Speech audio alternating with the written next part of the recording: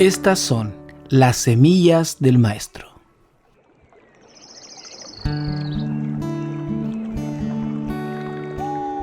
Una de las primeras cosas que las personas me hablan cuando les cuento que soy un pastor es del diezmo. Es como si fuese la primera y gran arma que tienen para defenderse, digamos, de lo que ellos perciben como un ataque cuando les hablo de Jesucristo. Bueno, y es que lamentablemente, sobre todo en los últimos tiempos, hemos visto cómo se ha desperfilado, cómo se ha hecho abuso, cómo se ha engañado por medio de una enseñanza que es 100% bíblica a las personas, tergiversando lo que las Escrituras han querido por siempre enseñarnos. Lo cierto es que no toda mi vida fui un pastor. Mi madre se encargó desde muy pequeño a enseñarme el valor del trabajo y tengo el recuerdo de estar vendiendo con ella en la calle de comerciante ambulante desde los 5 o 7 años. Así que desde pequeño comprendí lo que era comprar, vender, negociar, y desde siempre me agradó. Para ser sincero, hoy que soy un pastor, me toca más invertir que ganar como pastor. Y no es que me esté quejando, al contrario, agradezco a Dios la honra de poder vivir de las ofrendas, pero si hacemos cálculos matemáticos, no me sale tan a cuenta. Es que siempre hablar de dinero es bastante complejo. Quisiera mostrarte, como te digo, la otra cara de la moneda. Para nosotros muchas veces, los ministros, sería más cómodo salir, negociar. Creo que ganaríamos más. Creo que tendríamos quizá más dinero. Y es que para esperar la ofrenda de otro hay que ser humilde. Se requiere humildad para esperar que los hermanos a veces traigan los dineros sin tener que decírselo, sin tener que pedírselo más allá de la enseñanza bíblica.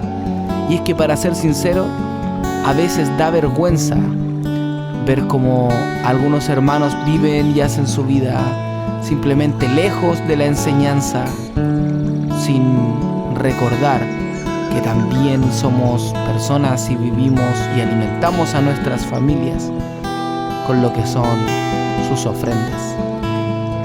Muchos de nosotros somos rápidos para hacer negocios. Muchos de los ministros que viven de las ofrendas somos buenos para calcular, negociar, comprar, vender.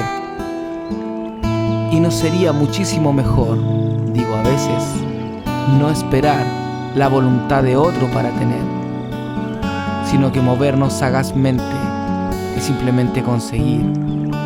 Sin embargo, en la misma obediencia que algunos dan, también nosotros nos sostenemos para recibir la provisión que Dios quiere darnos.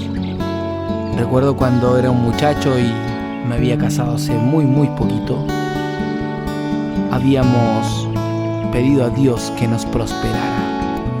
Mi esposa y yo habíamos decidido ser fieles desde siempre con nuestras ofrendas y poner a Dios por prioridad, porque queríamos que Él nos prosperara más allá de lo que nuestras manos podían conseguir.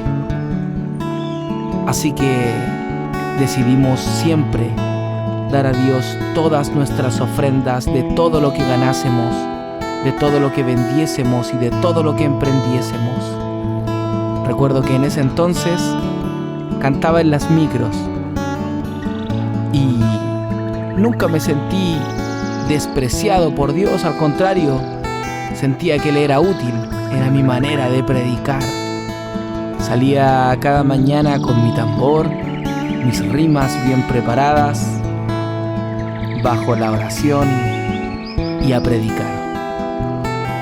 Cuando terminaba la jornada, volvía con mis bolsillos llenos de monedas. La verdad me iba bien. Cansado, lo único que quería era llegar a mi casa. Y cuando ya iba camino a ella en la micro, había un poder sobrenatural que todo el tiempo hacía que los bolsillos me quemaran. Era una sensación como si me picase a lo mejor. Y una voz en mi interior que me decía: hay una parte de eso que no es tuyo. Lo entendía claramente. Era mi ofrenda. Entonces bajaba antes de llegar a mi casa y corría a diario a dejar mi ofrenda. Lo aprendí de esa forma y cada vez que no lo hacía me picaban los bolsillos.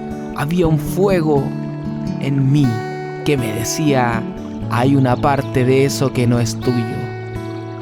Así que aprendí a mirar las ofrendas con diligencia y corría día con día antes de llegar a mi casa a ofrendar. Eran solo monedas y la verdad no era una gran cantidad de dinero. Tampoco era algo que había juntado, por lo tanto era solo una provisión diaria para mí, pero para Dios era obediencia.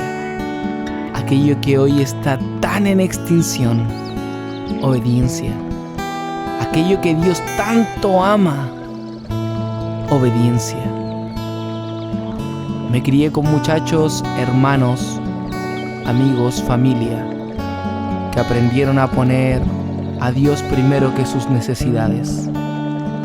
Me crié con hermanos que ponían sus ofrendas antes de su casa, que traían ofrendas de sueldos completos simplemente porque querían que Dios los prosperara. Y no estoy diciendo que la gente debería hacerlo así o como yo lo hago, no, para nada. Pero sí puedo decir algo, y en esto sí hablo como un pastor. Cada vez que veo que Dios va a prosperar a alguien, comienzo a ver cómo Dios lo inquieta y le enseña sobre sus ofrendas. ¿Sabes?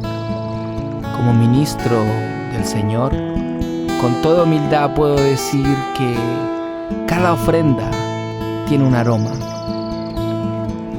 y nosotros podemos percibirlo.